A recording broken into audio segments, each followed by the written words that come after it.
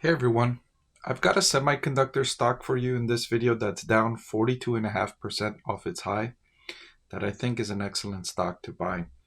In fact, this semiconductor company serves primarily the electric vehicle end market, or that's one of the main markets that it's benefiting from at the moment. And since it's a slowdown in that market, that's partly the reason why the stock price is down.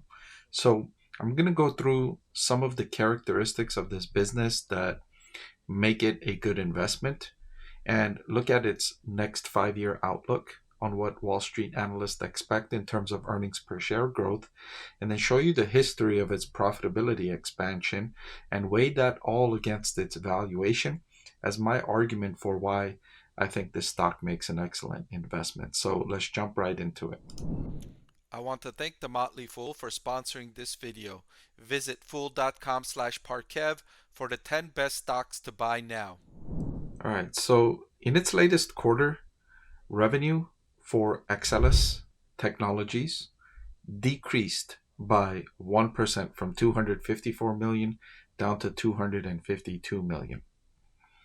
But what was interesting is that its gross profit actually increased to 116 million, up from 114 million. And the main reason for that was a decrease in its cost of revenue in the product segment. So Axcelis was able to improve efficiency in the business to expand profitability, even though revenue only increased by relatively small margins. I really like to see that.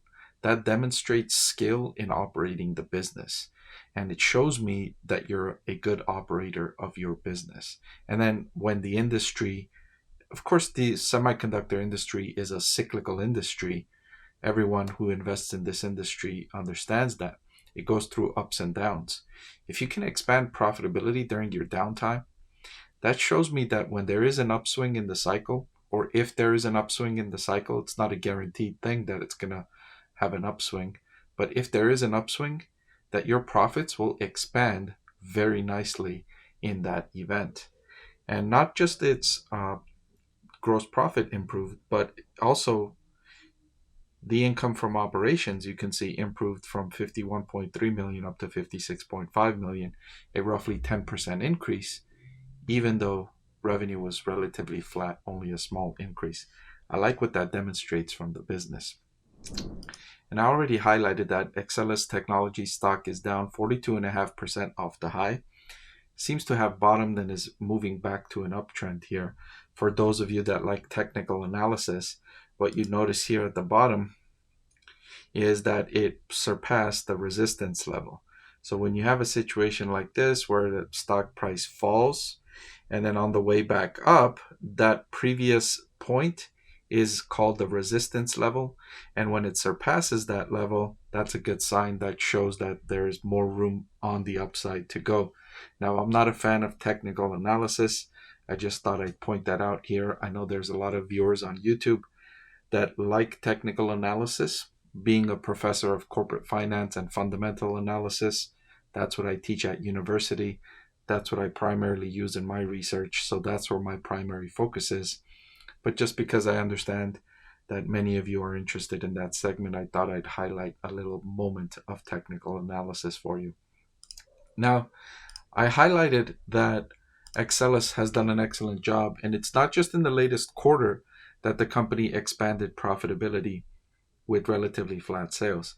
I'm showing you a chart here of its 10-year operating profit margin, and you can see it over the long run. The operating profit margin is moving upward. Now, it is cyclical, right? You see those downturns within this uptrend, but for the long run, it's been steadily improving that margin from roughly negative 5% here in 2015 all the way up to 24% in the most recent trailing 12-month period. And while the electric vehicle market is struggling in the US, in China and in Europe, it's still growing nicely. I don't like individual players in the EV market because that competition is so fierce between Tesla and Rivian and Lucid and NIO and BYD and Li Auto and so many others. There's just so much fierce competition in that industry. I don't like any of those companies in terms of investing. But I do like Axcelis Technologies' position in that industry, because the industry overall is getting invested trillions of dollars in government stimulus worldwide going into this industry. So the industry is going to grow just because of that, even if consumers in most parts of the world are not very much interested in electric vehicles. Just because there's so much stimulus going into the industry, there's going to be increasing activity, increasing supply, increasing demand, but not at the rate that most of the participants had hoped. And that's partly why Axcelis stock price is down, is because I think investors a year ago, 2 years ago, were expecting a lot more from Axcelis. They're expecting a lot more from the industry. And so now those expectations have been lowered, but they're still robust. In fact, over the next 5 years, the Wall Street analysts that are following Axcelis stock, they think its earnings per share are going to grow at 20% per year for the next 5 years. 20% per year for the next 5 years. Now, that's an especially robust growth rate when you compare it with its valuation. And its valuation is, using the forward price to earnings ratio, is trading at a forward PE of 14, more than half down from its peak valuation of over 30. Now, one important metric that I advise my viewers to consider is when you see the earnings per share expectation growth rate larger than the forward PE ratio. And in this case, you're getting that. You're getting an EPS expectation of 20% per year for the next 5 years, and you're able to buy the company at a forward price to earnings of 14. So 20 versus 14. You're getting a good value. And so I usually like to divide the PE ratio by the growth rate. And if that number is less than 1, you're most likely getting a good deal. There are some cases where that's not true, where it's an exception to the rule, but it's just a nice general rule of thumb to look at when you're looking at PE divided by earnings per share expected growth. It's sometimes called the PEG ratio, PEG ratio. And when it's less than 1, it signals that you're probably getting a good value, which I believe to be the case here for Axcelis. And the times when it's not true, or the times where I'm really hesitant to consider that ratio, is with companies that are not proven in their earnings forecast. For instance, I showed you Axcelis has done a great job expanding its profitability. And so the earnings expectations I view as more reliable because Axcelis has demonstrated skill in expanding profitability already over a longer time horizon.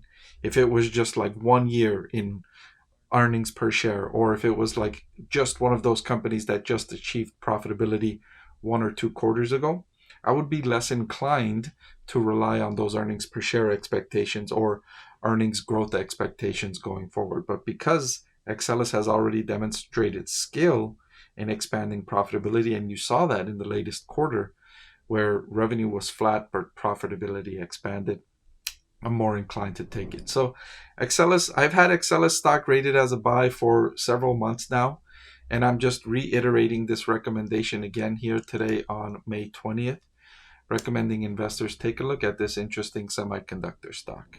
Did you know that over 90% of the people that watch my channel are not subscribed? It'll really help support my channel if you hit that subscribe button. And oh, by the way, one of the benefits of being subscribed is that I take requests from subscribers more often than I do from non-subscribers. So if you prefer that benefit, please subscribe to the channel.